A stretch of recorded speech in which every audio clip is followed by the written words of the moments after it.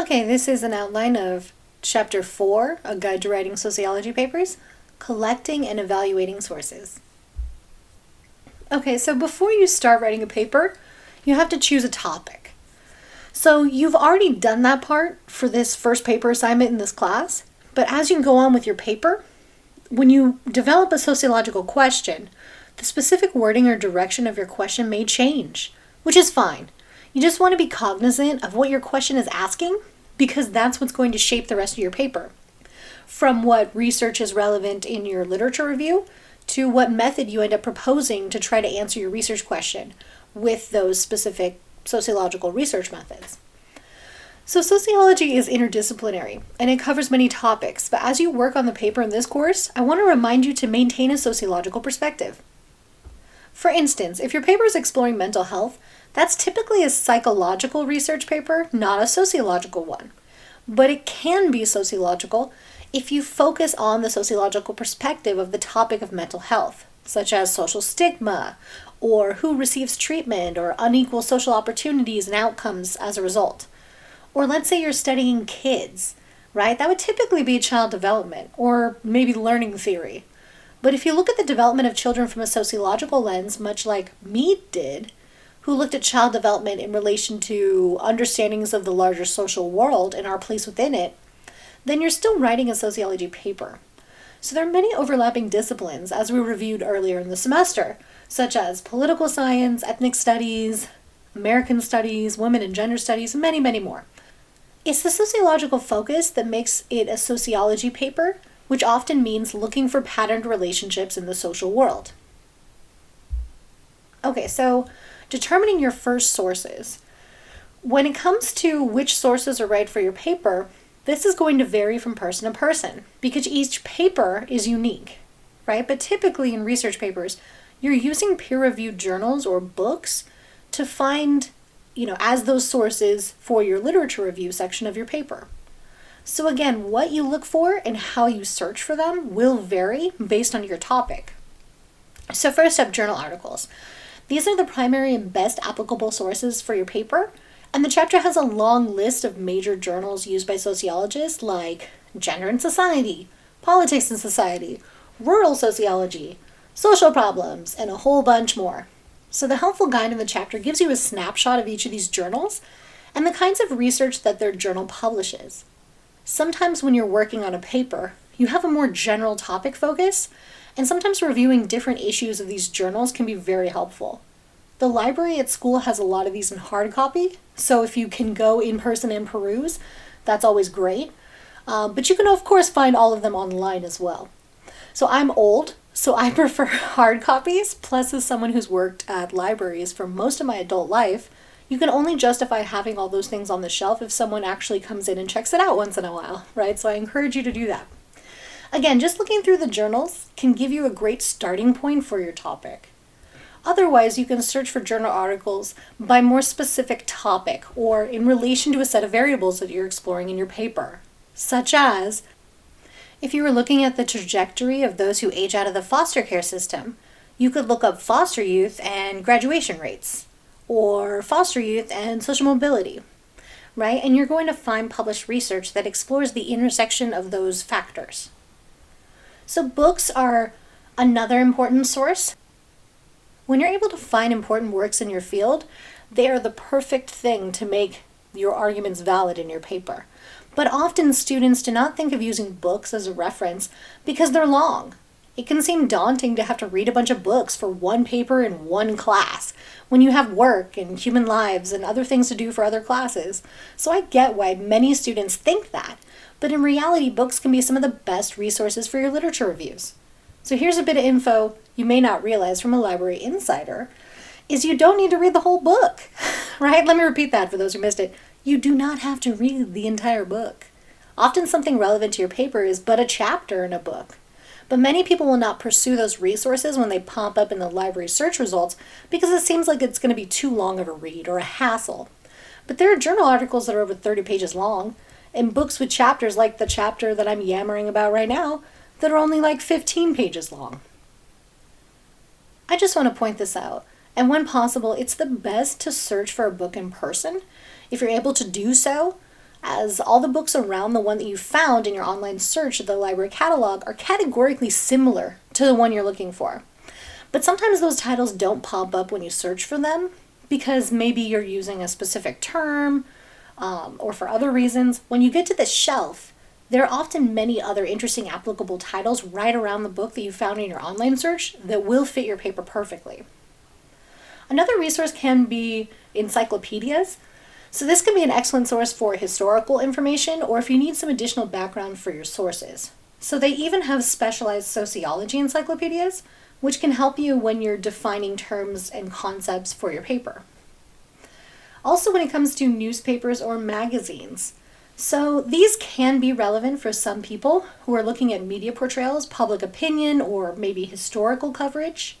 But these are often not peer-reviewed or as rigorous as research that's done in journals and books, so there can be more errors and bias. So this is where it's important to be an avid consumer of media, something that we're often not taught to do, but is incredibly important in an era where any fake news story can be planted on a message board or blog, which is then cited by some fake or nefarious paper, that is then picked up by corporate media sources, which then spread misinformation without saying it's their fault because they're citing someone else's reporting of something. It's a huge problem, getting sold on fake, misleading, or extremely partisan information. So it's important to think about who funds that media. Who stands to profit from their positions or arguments? Or are these sources self-serving? When it comes to corporate media, the answer is pretty much yes. It's been warped by the political economy of the media, where advertisers and corporate owners dictate appropriate content and appropriate viewpoints and arguments that will not offend their owners and advertisers. There are media sources that are more reliable, as they tend to be those listener-sponsored ones that are non-corporate media, because they report what they see without worry of what owners or advertisers want, since they're not affiliated. So it's why corporate media often ignores climate emergency connection when reporting on superstorms, fires, floods, hurricanes, and the like. They leave out the context as to why these worse and more frequent events are happening because they don't want to offend the fossil fuel industry sponsors and lose that money coming in. So you have to be aware of this if you plan to include magazines or newspapers or other media such as broadcasts, podcasts, or YouTube videos into your paper, as they may contain falsehoods, mistruths, or bias, or what's called framing in manufacturing consent, where you frame narratives that support corporate control. One example of framing is asking, how can we pay for universal health care? Something available in most other nations that are similar to us, such as those in Europe. And we are the wealthiest nation in the history of the world, so why would they ask that question? Why not ask that question about foreign wars and the military budget? How can we pay for that? No one asked that question, right? But they do ask about healthcare, since largely they are funded by huge corporations who make billions of dollars a year and would cease to exist if Medicare for All happened. So it's in their interest to frame it as costing too much, as well as the pharmaceutical industry. So even the so-called liberal networks hold the same conservative pro-corporate framing of taxes and regulations on companies are always bad, even if it results in every person in the U.S. soil being able to afford and access healthcare. They immediately say, how can we afford that? It would cost trillions. Well, tangent alert, the infamous Koch brothers funded a study on Bernie's Medicare for All plan, and they're kind of the dudes that are not doing this research out of the interest of just understanding humans, right? They run a conservative think tank that gives politicians ammunition in the form of charts and figures to slam progressive policies. So not neutral guys, right? They're oil guys that oppose the minimum wage. So their study found that, or the study they funded, found that over time, Medicare for All saved money, which is like, duh, eliminating the middle management bureaucracy of insurance companies and letting the government negotiate with pharmaceutical companies could bring down prices to levels like those in other countries who pay far less for medication and treatment. And they also found it would increase wages, as bosses wouldn't have to put money into private insurance for their employees like they do now. But there's an interest in keeping things the way they are, since that lines a lot of pockets. And so this is why you need to think carefully about your media sources, because they may provide helpful, timely, relevant information, but they may also be framing an argument, and you'll simply elevate that framing if you cite it in your paper without using that kind of critical thinking. Okay, that's actually a good transition into reliability of sources. Okay, so And typically when it comes to research papers, academic journals are the most reliable. These should be your go-to source and why it's best to gather sources from the school library when possible. So the reason journals are reliable is because of the process of publishing. So in brief, the way it works is, let's say I want to publish an article in the Journal of Contemporary Sociology on the topic of media framing and support for female political candidates. The journal will pick folks to review that have a similar specialty, so it gets picked apart by people who know the most about that subject.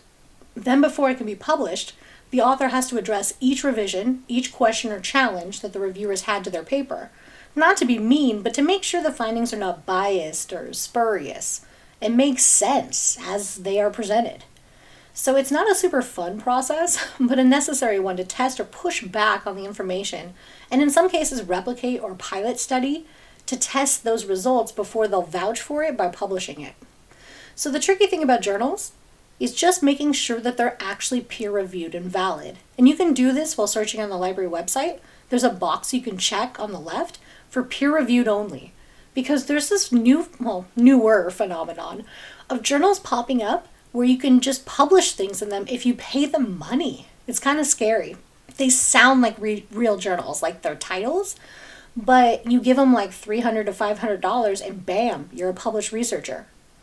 The show Adam Ruins Everything talked about this, and on their show, they actually made a fake study and paid a journal to get it published to prove how easy that is to do and how problematic that is if we want to get research that can stand up to real scrutiny from experts before it's thrown out there as valid information.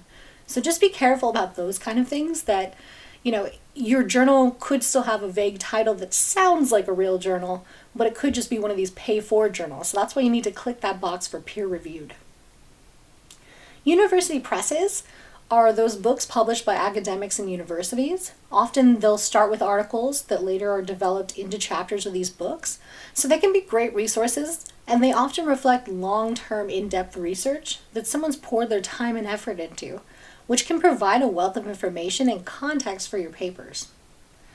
Also, articles and books that cite their sources carefully are the most reliable. So again, keep this in mind when considering which sources you want to use for your research paper.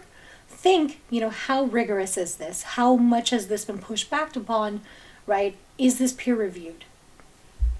Okay, so finding sources on the web, as they call it. I don't know if anyone still calls it the web. Anyway, using general search engines. So Google and other common searches will not likely result in academic sources. And if your paper is super general, you may end up with way too many results, which can be overwhelming. Or too many or too few is not great when it comes to research results. It's best to find that sweet spot right in the middle. So the book suggests criteria for web pages on page 49 to give you an idea of, looking at what's credible and what's not. And then when it comes to Wikipedia, right, you have the little meme here, do not use this source, but that's why Wikipedia is here, right? Well, you do not want to use this as something you're citing, but it can be strictly a jumping off point for ideas that you're later going to clarify. But if you cite it directly, it's not going to be accepted as an academic source, obviously. But it can be a place to start to look up things that you can then later verify with more reliable sources. Right? So it can sometimes point you in the right direction, so it can be a helpful resource in that way for sure. So the internet itself has tons of data available. And in sociology, demographers use a lot of those US government data sets or census information, like maps or other kinds of data sets that they can download and analyze in SPSS or other statistical software. So other great sources for data sets are the GSS, or the General Social Survey, which has questions that have been asked about various topics for generations. So it's interesting to see how trends change over time or in relation to historical factors. So this can be a helpful source of information for you. FedStats is another one. It's a portal with federal, state, and local agency statistics that can be helpful depending on your chosen research topic. And the Gallup poll is another one, or the results of years of opinion polls. So using these existing sources can be helpful to your literature review or even as part of your proposed methods sections, right, as to where you would get your data for your proposed research. So I would also add to this list from the book the Pew Research Center, right, PEW Research Center, as they have data sets that are also available for free on their site, which link to research that was done using those data sets. So that can be super interesting to see how different researchers slice the data sets differently to find out interesting information or demonstrate patterns and trends. Okay, cool, that's all great, but like, where do I find information for my paper? Well, where you want to find that specific information, you should probably go to the library website, right? This should be the only place you really need to search if you search it right. So I'm going to add a video going over a few quick hacks of the Cal State Fullerton Library website, but feel free to ask me if you have any questions or want any advice on what's, the best way to find information for your paper. As someone who's worked in libraries for many, many years, it's this thing where people think libraries are basically not necessary in the same way anymore because we have the internet. But it's funny for us that are librarians is that people don't know how to search. So it's still that same kind of thing.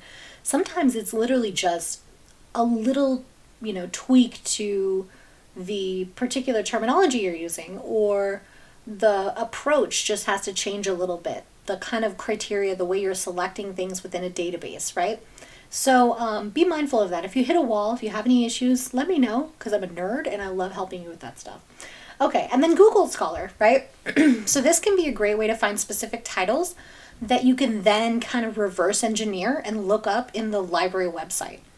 So often when you find them on Google Scholar, they're behind a paywall of that journal subscription, but the school has most of those subscriptions already paid, right, as part of your student fees or some of that crap. So often you can just pop in the exact title that you found in Google Scholar into the library website, and then you'll get access to the full article without having to pay as you would through Google. So I'd suggest if you're having issues finding stuff on the library website, if you tried to change a terminology or done the advanced search and you're still not finding stuff, maybe go to Google Scholar, look up a couple things, and then see what you can find, see if you can reverse engineer them through the library website. And like I said, of course, if you have any issues or anything, just let me know. I'd be happy to be that resource for you.